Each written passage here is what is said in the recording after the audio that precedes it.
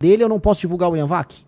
É que eles não vão falar isso porque o William Vac é jornalista no Brasil. Só que esse jornalista, que é o cara do Metrópolis, Boris, né? o Boris Casoy, o Demetrio Vecchioli, ele é um esquerdista. E aí ele queria, na matéria toda, e graças a Deus eu filmei a ligação, ele queria falar que eu era nazista.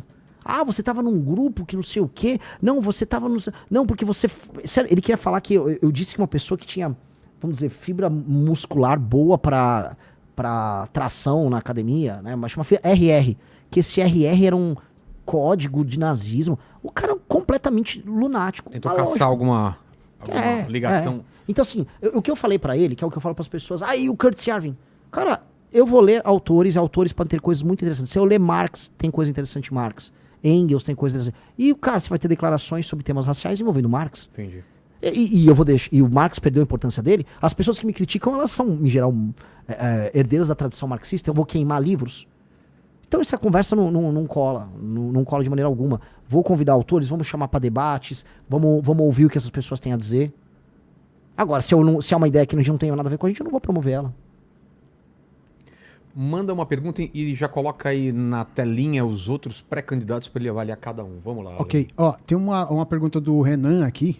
Outro Renan. Ele pede para você falar sobre as dívidas tributárias divulgadas como um candidato que fala em responsabilidade fiscal, pedindo para explicar essa situação. Maravilhosa pergunta, porque é o seguinte. Por muito tempo, e eu nunca liguei, por muito tempo ficaram falando, o Renan deve muito. Teve um processo canalha tocado por um promotor bolsonarista, que eu já vim falar aqui, aqui, que eu ganhei de cabo a rabo, que falava que eu devia 400 milhões e que eu estava lavando 400 milhões com superchat. Eu ganhei de cabo a rabo, isso era um absurdo. Eu nunca devi 400 milhões de nada. Ganhar isso em superchat, né, Helene? Haja superchat. É mais do que a Google faturava no ano no Brasil. É completamente lunático. 2. Aí depois tinha uma matéria do UOL que eu devia 6 milhões. Depois tinha uma outra que eu devia 3 milhões. Depois tinha uma outra que eu devia 1 milhão. Eu não devo nada. Eu não devo nada disso. Eu fui proprietário de uma empresa que eu recuperei. Ela já tinha ela tinha dívidas antes de eu assumir. Essas dívidas, em grande medida, eram dívidas tributárias antigas, cujo fato gerador, uma boa parte é dos anos 90. Nos anos 90, 98, que uma dessas dívidas era, eu tinha 14 anos. Eu fiz um trabalho que é honestíssimo, que é pegar uma empresa que tem problemas e tentar recuperar. E trabalhei muito bem com essa empresa. Meu pai trabalhou com outras. E tem nada de errado nisso. Trabalhei por um período, o setor dela quebrou, o setor de metalurgia no Brasil passou por muita dificuldade. Eu saí da empresa. Ponto. Eu não tenho nenhuma dessas dívidas. O que tem uma matéria maldita, eles ficam tentando colar isso comigo, que é tudo mentira, e eu tô com as certidões todas. Então, assim, quem quiser jogar isso vai se dar mal, porque eu tenho todas as certidões, não devo nada e tô bem tranquilo sobre esse tema. E mais, só que agora eu vou provocar. Sabe quem não deve nada, ou não deve nada pra Receita? O Vorcaro. Quem não deve nada? Empresário que ganha renúncia fiscal e não precisa pagar imposto. Um monte de empresário amigo de governadores aí recebe renúncia fiscal e não precisa pagar imposto. E esses caras não devem nada. Empresário amigo do governo, a loja da Copenhagen do Flávio Bolsonaro, essas aí não precisavam, não tinham problema nenhum, não tinha dívida, não tinha nada. Porque essas aí eram empresas, em grande parte, né, aparentemente ligadas à corrupção, a esquemas. O brasileiro, saiu estatística agora, o brasileiro tá devendo. O empresário brasileiro tá quebrado. Então eu vou recriminar o empresário brasileiro que tá devendo?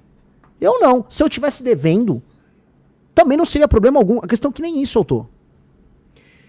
Vamos daqui a pouco pra cá, mas eu acho que seria legal também falar sobre o Supremo. O que você acha do Supremo? Tem algum jeito de controlar? Se você acha que eles estão excedendo, eu acho que todo mundo tá vendo o que tá acontecendo. A gente fez um programa aqui sobre o Master, né, sobre as ligações e tal. O que você tem para falar sobre isso? Eu sou o único pré-candidato que fala de todo o problema que envolve o Supremo. Exato. O único. Para ser justo, o Zema não fala de todo o problema, mas ele fala também do problema. Ele tá inclusive, comprando uma briga aí com o Gilmar. E eu acho bacana. É útil ele falar também. É que o problema é que quando o problema envolve os Bolsonaro, o Zema some. É o intocável do Zema, o Bolsonaro. Flávio Bolsonaro fez um acordo com o Xandão e com o Alcolumbre pra tirar a CPI do Banco Master e votar a dosimetria. Cadê aí a galera? Cadê o videozinho de IA? Tem que bater no Flávio. A Operação Lava Jato foi destruída e o STF só tem todo esse poder porque os Bolsonaro, por conta do Flávio, do problema da rachadinha que envolvia o Flávio, fizeram acordos com o STF. Fizeram as nomeações, destruíram o CPI da Lava Toga. O Bolsonaro vetou o fim das decisões monocráticas que passou na Câmara e no Senado. Ora, os superpoderes do STF são consequência do péssimo governo do Bolsonaro no trato disso. E aí, cara, os únicos que ficaram denunciando e quase foram presos por fazer isso fomos nós. Tô avisando, os únicos que denunciaram, do Xandão até os Bolsonaro, porque todos têm culpa no cartório, fomos nós. Então, e eu tô denunciando até hoje. Fizemos 4 manifestações pedindo a cabeça de ministro do STF, pedindo prisão de ministro do STF agora. E por conta do escândalo agora do Banco Master, que é o maior escândalo de corrupção da nossa história. Só que o problema do escândalo do Banco Master é assim, as pessoas vão contar historinhas. A esquerda conta só a história que envolve a direita. E a direita conta só a história que envolve a esquerda. Então eu queria pedir pra todo mundo, vamos contar a história toda? Vamos contar que boa parte do crescimento do Banco Master aconteceu durante o governo Bolsonaro. Que houve MP que passou durante o governo do Bolsonaro, do senhor João Roma, que beneficiava as empresas que faziam crédito consignado. Dentre elas o próprio Banco Master que vivia de crédito cesta. E que isso passou durante o governo Bolsonaro. E que por coincidência o governo Bolsonaro, tanto o Bolsonaro quanto o Tarcísio, receberam doações do Fabiano Zettel. E depois o Tanuri, que é o sócio oculto do Banco Master, tanto no Paraná do senhor Ratinho, quanto em São Paulo do senhor Tarcísio, participaram de operações de privatizações estranhíssimas, que terminaram turbinando o caixa do Banco Master. Tudo isso público notório, não é minha opinião. Não vamos falar da parte que envolve a direita, que da esquerda a gente já sabe, o crédito cesta, que é a base do escândalo do Banco Master, começou com o PT. E o PT quer acabar. Só que envolve também o Centrão, envolve o mapa do Alcolumbre, que enterrou junto com o Flávio Bolsonaro, com o governo, com todo mundo, com o STF, a CPI do Master. Ficar falando só de parte, não, eu vou contar aqui, vou contar o que você não sabe. É muito legal pra você agradar o bolsonarista e o petista. A turma de esquerda também tem os dossiês do Banco Master deles em que o Lula não existe, que o Guido Mantega com o contrato dele, que na verdade só estavam prestando consultoria. Porra, cara, isso é picaretagem. Não dá você ficar contando a história, a meia história só pra você agradar uma bolha. Por isso que a gente tem essa história de polarização. Porque o eleitor tá como um mongoloide, um retardado. Então assim, você é de direita? Sim, eu odeio o comunismo. O Banco Master só tem a ver com o Lula, tá? São esses poderosos aí, são os do cara. O cara, é. E aqui? E você de esquerda? É tudo culpa do fascismo do Bolsonaro. O Lula não tem nada a ver com o cara, que bom. E aí, tudo mantado com um débil mental. Então vamos falar todo mundo, de todos os envolvidos nessa história, temos que ser sincero. Isso aqui não falam, cara. Dos que estão, tem até aí o pessoal aí na tela, dos que falam do Banco Master só tem eu e o Zeman. Eu e o Zeman. E eu conto a história toda. E vai rolar delação, você acha? A questão é assim, vão homologar a delação? Como funciona? Precisa homologar a delação. Se não, não vale nada. Putz. Só que tem uma fila de delações. Tem a delação do Vorcaro, do Fabiano Zettel, do ex-presidente do BRB. Tem essa pressão pela delação. E tem hoje um ministro do STF, agora eu vou ser sincero, nomeação do Bolsonaro, que se provou no começo ruim, mas hoje muito boa, que é o André Mendonça, que vem se comportando de maneira republicana. E o André Mendonça tá sendo republicano nisso. E ele tem que ter o apoio para levar à frente a delação. Porque tá todo mundo com medo. Se a delação do Vorcaro vem... se a delação do Vorcaro sobe pro STF, o STF cai. É isso, não só o STF. Boa parte dos presidentes de partido caem. Boa parte de governadores caem. Se explicar a relação do Tanuri com o que aconteceu na Sabesp Nemar em São Paulo, do Crédito Cesta com o PT da Bahia, acho que é Copel lá no Paraná com o Ratinho, que inclusive a galera do MBL lá do Paraná, Pedro Deirô, Bertolucci, descobriu tudo, junto com o Metrópolis. A nossa equipe fez pesquisa e o Metrópolis também descobriu, o Estadão descobriu, a gente fez parte ali das investigações. Pois bem, nós fizemos o estrampo. Temos que descobrir. O Ratinho viu que a casa caiu dele, ele até tirou a candidatura. Pois é. Não é lógico, ia ter que explicar em público por que a família dele tinha sociedade com a turma ligada ao Master e com a própria turma do JBS, que a JBS Friboi também tá nesse esquema. Então a real é essa. A real que, todo mundo quer contar a história pela metade, a gente tem que contar a história inteira. E o que significa o que aconteceu com o Messias aí, que rejeitaram? Qual é o recado que... São muitos recados. Vou dar um exemplo, um recado. O recado de uma ala do STF, de que o Lula tá ficando hiperpoderoso e que vai ter que sentar e conversar. A gente sabe que o Alexandre de Moraes não queria o Messias. Por quê? Por quê?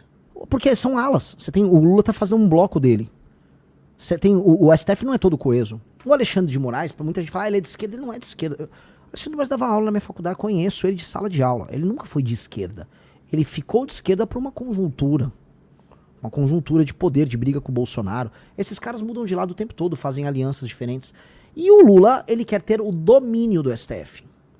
O Zé Dirceu, já vinha falando, ó, esse primeiro governo, isso aqui é um recado pra todo mundo, até pra quem não gosta de mim. Zé Dirceu avisou, ó, o primeiro governo Lula, a gente vai sofrer, o Congresso não é nosso, mas a gente vai fazer as nomeações, a gente vai fazer o trabalho. O que ele tá querendo dizer? No fundo, ele não falou literal, mas a gente entende, o Zé Dirceu é um homem inteligentíssimo. Vamos ganhar a eleição, vamos fazer as nomeações com o STF, porque com o STF na nossa mão, a gente vai pra cima do Congresso, pegar a roubalheira das emendas. Pegou a roubalheira das emendas, não é que o PT agora é contra a corrupção, é que o PT quer ficar com uma faca no pescoço do Congresso, e aí o Congresso se torna a base do PT. Acaba com o orçamento secreto, que é uma coisa que precisa acabar, e aí com base nisso o presidente da República ele passa a controlar novamente como faziam na época do mensalão e do petrolão. Aí o governo determina quem recebe emenda, quem recebe contrato, quem pega um ministério, que é o que o PT quer fazer de volta no próximo mandato do Lula. Este é o plano do Zé Dirceu. E aí, isto irrita alas do STF, porque não necessariamente eles concordam. Não concordam com o método, não concordam em perder poder, em ficar minoritário. O Senado, uma parte do Senado já estava de saco cheio do STF, tem discussões sobre Banco Master envolvidas ali no meio, tem oportunidades de passar recado pro governo, tem muita coisa. Foi assim, foi um evento único, né? A última vez foi acho que 1894, me corrijam aí, façam fact-checking aqui. A última vez que, né, não passaram uma indicação. Então um recado, é um recado de uma força política enorme contra o Lula. Olha, não vai ser assim que a banda toca, a gente já entendeu o teu plano para pós 2026. Se você ganhar, você não vai controlar a gente. Até porque o STF, percebam assim, isso aqui também nenhum dos outros pré-candidatos vai explicar para o eleitor.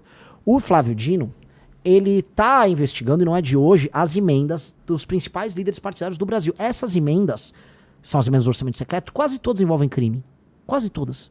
E aí, o que ele fez? Não só ele, né? Assim, há uma inteligência nisso. Estão roubando. Vamos investigar.